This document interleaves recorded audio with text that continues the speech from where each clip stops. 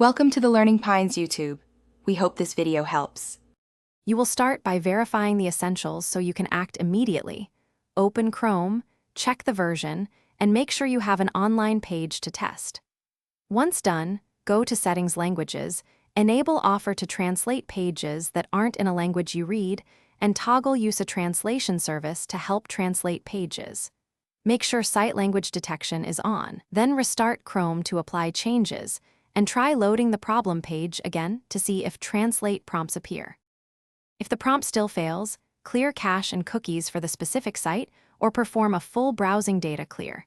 This removes stale headers and settings that block translation.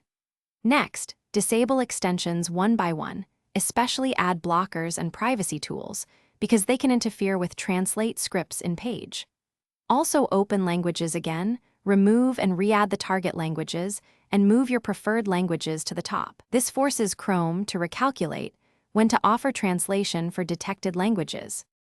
To finish, if translate still fails, test the same page in incognito mode and in a new Chrome profile to isolate profile corruption. If incognito works, migrate data or reset settings under Reset and clean up.